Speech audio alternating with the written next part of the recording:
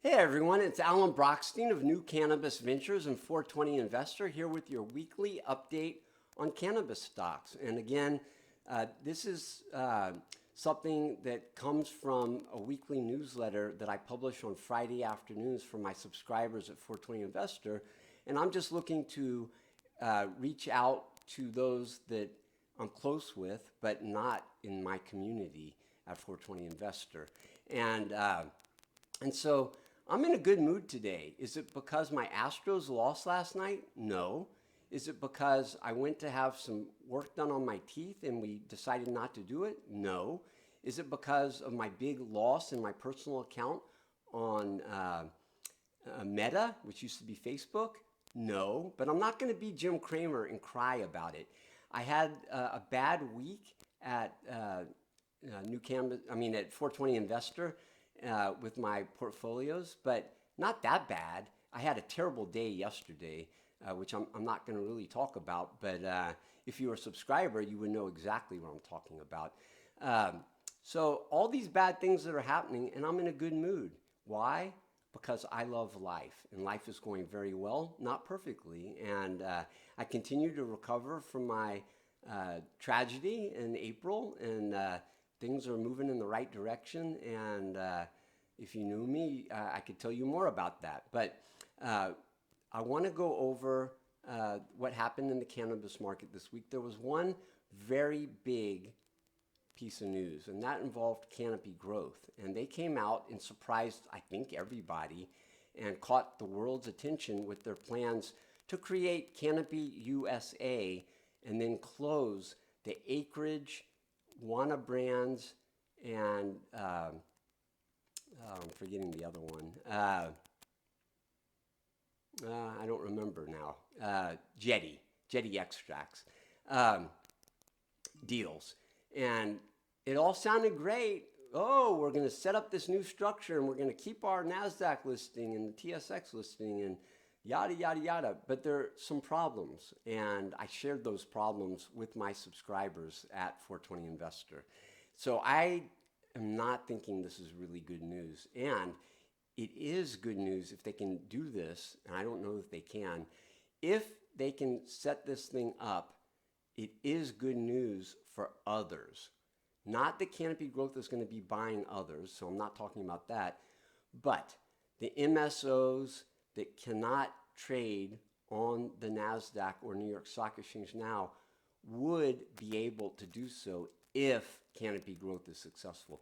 The other piece of big market news that came out, and I'm not reading too much into this yet, but everybody's been very excited about Germany legalizing for adult use. And they've been letting some rumors out, and they apparently have to apply to the EU, but they're moving forward, and I think this is a good long-term thing. It doesn't matter at all in the short term at all. And it's something that could be important over time. It will be important if it passes. But there are some issues that mean it's not going to be good for non-German companies. So that was it. And I always go over that I included in this the weekly review are some links to all the articles that I wrote during the week, which this week was only from last Friday. I also publish these this Friday. Every Friday I publish that. I also publish, just for a little pitch for 420 Investor, a table of, I think, 12 MSOs, and it's a valuation table, and it looks at 2023 estimates and gives you an enterprise value to sales and enterprise value to EBITDA. It's really interesting to see that. I update that weekly, and I publish that also, but I don't include that on this list. So I didn't publish anything except for the same thing I publish every week, and that is a cannabis subsector review, and that's a chart package where I take stocks that are in similar subsectors with similar market caps and compare them to a point in time. And I set a record 4 straight weeks of doing the month to date, which is kind of weird because I usually change the time period. And then I published also a a model portfolio composition that looks at my 420 investor long-term model portfolios and compares them to the Global Cannabis Stock Index. And then I published the 420 Investor Weekly Review, which that's a week ago, but you can sign up and get that delivered to you each week. And so that was it. I also included in this week's 420 Investor Review a link to a podcast. It's also a radio show that I do with a guy in Phoenix, Matt Battaglia. I'm a huge fan of his, and he reached out to me, I think over a year ago, and we did an interview. I think this may have been our third one, and it was great. I will say that. And if you are a person who wants to know more about the cannabis space, I have to warn you, a lot of people out there, they're getting paid like we do at New Cannabis Ventures, but we don't do this to say good things about the people that pay them. I don't do that. And I have a lot of bad things to say at 420 Investor, not at New Cannabis Ventures. But on this interview, I really shot straight. And I think if you are new to this market, we covered the opportunities, but also the risks. And I think if you've been around for a while, but you'd like to learn, I think that the interview did a good job of explaining some important issues as well. So looking at the news that I shared during the week on my focus list, which is 32 names, it wasn't very exciting this week, beyond Canopy Growth, which I already told you about. And the part about Canopy Growth I didn't mention was it looks like, what I've been saying is that it looks like Constellation may be buying them. Remember, they converted some of their debt, and they also, Canopy Growth exited retail stores in Canada. And I thought both those things kind of pointed to maybe Constellation's buying them. Well, no.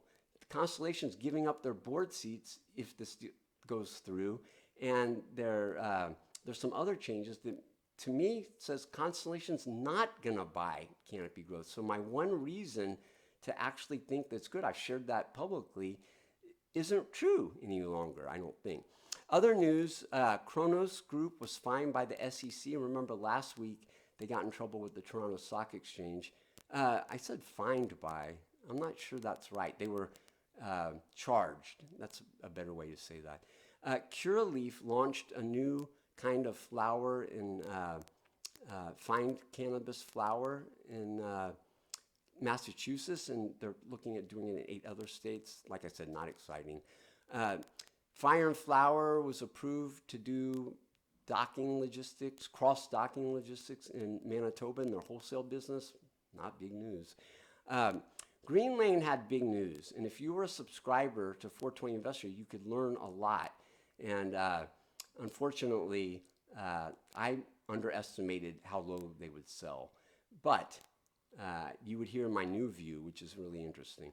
But they did a terribly priced equity financing, and it wasn't a surprise that they did it, but the price was very surprising. Jushi had some news I don't think is very important. They launched a newly formulated infused fruit chew in Massachusetts, and they're rolling that out into their other states in Q1. Spring Big, they integrated with Shopify to offer CBD and hemp companies the ability to do loyalty programs. I think that's just, it's not big news, but it's just part of them becoming bigger.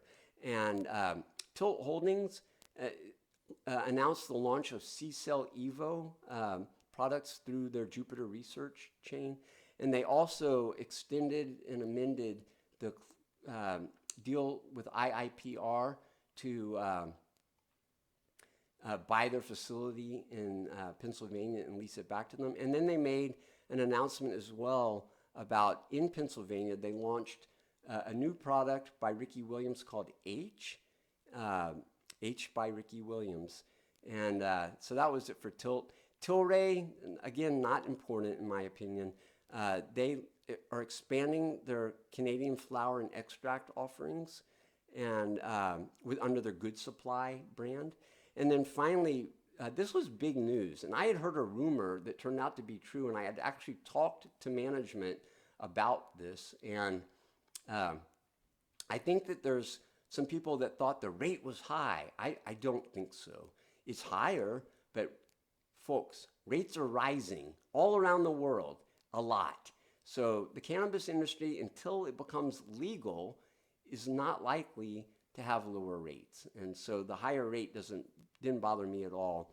Verano re-extended, number one, and it refinanced really its $350 million senior credit facility and with Chicago Atlantic. So that was the news of the week. How did the market do? Well, it was another good week.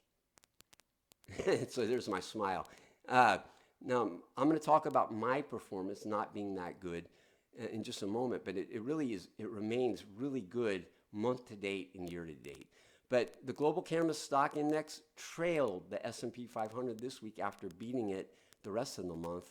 And remember, we lifted a lot on what I call the big Biden bounce early in the month, and especially for the MSOs.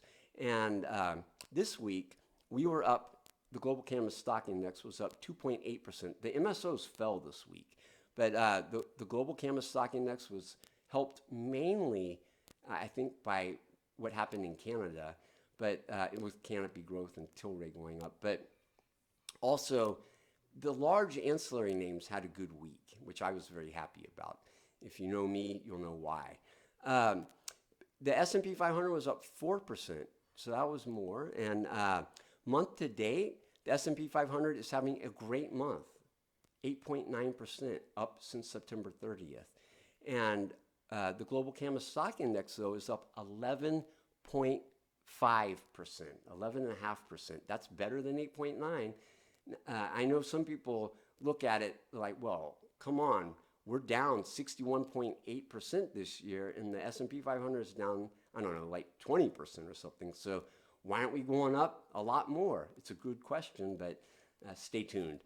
How did my model portfolios do? I have three, and one of them is flying high, and it's measured against cash. So this week was terrible. But this month is good, and the year to date is terrible against cash, but good against stocks. I fell in the flying high, which is a swing trading model portfolio, because of one security, which you can maybe guess, but I'm not going to name it. I fell 8% this week, 8.1% to be precise. And I just told you stocks in general were up 2.8%. That's terrible. The good news, though, for me, is that flying high in October is still up 10.4%. That's a little bit less than the market, just a little bit. Not like bad like this week, but 11.5% versus 10.4%. But year to date, it's up a lot against cash. And year to date, the model portfolio is down 44.9%. Which is terrible for what it's trying to do, but it's much better than the global cannabis stock index at 61.8. And I can't short, and I haven't had much cash this year. I've been wrong and long. Long and wrong is a better way to say that. So that was one, but I think to measure me against only that is a mistake. And you should look at my long-term model portfolios, which are measured against the global cannabis stock index. And this week, they were hurt by one security mainly, and but 420 opportunity did not fall as much as flying high, but it was down 3%, so it did not have a good week. But it's up 15.9% in October compared to 11.5% for the global cannabis stock index. In year to date, even with the setback this week, it's still much better than the global cannabis stock index. And 420 quality fell just 2.4% this week, and it is up 14.8%, so a little bit less than 420 opportunity in October. And year to date, it's down about the same at, I think 54.3%, I think.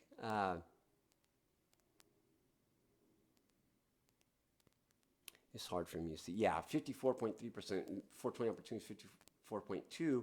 Like I said, the global cannabis stock index is down 61.8%, which is massive. I'm down less. It's still bad. So I'm hopeful that we get a better market. I know I was on the record as predicting that in June, and in July I felt pretty smart. In August I still felt smart, and in September, wow, was it bad. And so I still remain optimistic, but I've had to push out when. And I explained to my subscribers at 420 Investor really what I think the big issues are, and I'll just leave it at that. Finalizing now, this week is really the beginning of earnings season. We had Turning Point Brands, which is not on my focus list report last week, and it was better than expected.